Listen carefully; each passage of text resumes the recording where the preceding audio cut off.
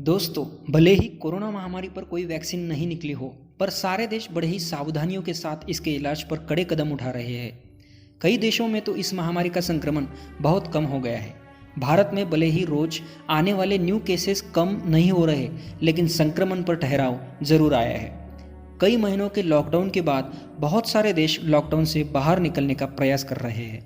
इसी के चलते सभी देशों के वैज्ञानिक कोरोना महामारी की दूसरी लहर आने का दावा कर रहे हैं। तो दोस्तों, सवाल यह आता है कि क्या है यह कोरोना की दूसरी लहर, जिसे सेकंड वेव ऑफ कोरोना कहा जा रहा है?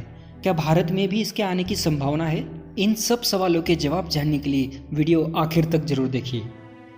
दोस्तों, हम सब ने हमारे देश में कई वैश्विक महामारियों को देखा है। पोलियो उन्हीं में से एक महामारी थी। क्या अब हमें पोलियो के न्यू केसेस दिखाई देते हैं? नहीं ना। लेकिन ऐसा क्यों होता है? क्योंकि उस पोलियो वायरस के प्रति हमारे बॉडी इम्यूनिटी यानी लड़ने की क्षमता रख सकती है। कई सालों के अथक परिश्रमों के बाद पोलियो वैक्सीन की वजह से यह मुकाम हम हासिल कर चुके हैं। इसका मतलब है कि हम अब पोलियो वायरस जैसी बीमारियों पर हर्ड इम्यूनिटी तैयार कर चुके हैं, जिससे हमें दोबारा पोलियो जैसी बीमारी नहीं होगी। लेकिन क्या यह बात कोरोना महामारी पर लागू होती है, जिस पर अभी तक ना कोई पुख्ता इलाज है ना कोई वैक्सीन? इस पूरी बात का यही मतलब है कि हम में कोरोना महामारी से लड़ने की इम्यूनिटी, जिसे एंटीबॉडीज भी कहा जाता है, ऐसी क्षमता अभी तक तो नहीं आई। अक्सर ऐसा देखा गया है कि कई वैश्विक महामारी आने के बाद उस पर देशों ने कड़क नियम लगाए, सावधानियां और इलाज भी किए गए। इसी के कारण वह महामारी बढ़ने पर रुकाव डाला गया। पर कुछ समय बाद जब लोग अपने रेगुलर जीवन में आने लगे, यानी उन देशों में गतिविधियां शुरू होने लगी, तो यह महामारी फिर से आने लगी, फिर से पहले से भी भयंकर रूप लेने लगी। इसी को दूसरी लहर यानी सेकंड वेव भी कहा जाने लगा। दुनिया भर के वैज्ञानिक कोरोना महामारी पर भी यही दावा कर रहे हैं। उनका मानना है कि जब कई देश अपने लॉकडाउन से बाहर निकलकर सामान्य जीवन में आने लगेंगे, तभी कोरोना वायरस दूसरी लहर के साथ फिर से अपना भयावह रूप ले सकता है।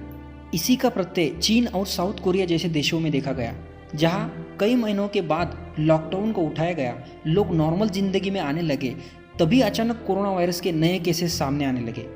ऐसा माना जा रहा है कि यह सेकंड वेव का परिणाम है। 1918 में स्पेनिश फ्लू महामारी के बारे में भी यही हुआ।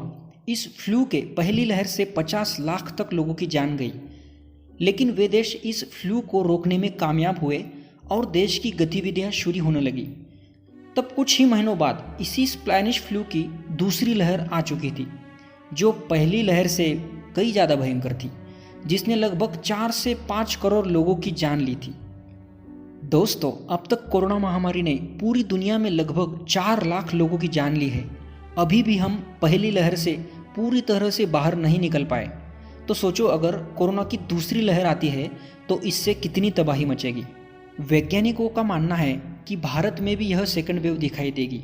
मॉनसून के समय यानी जुलाई एंड या अगस्त में हमें कोरोना की दूसरी लहर का प्रत्यय आ सकता है।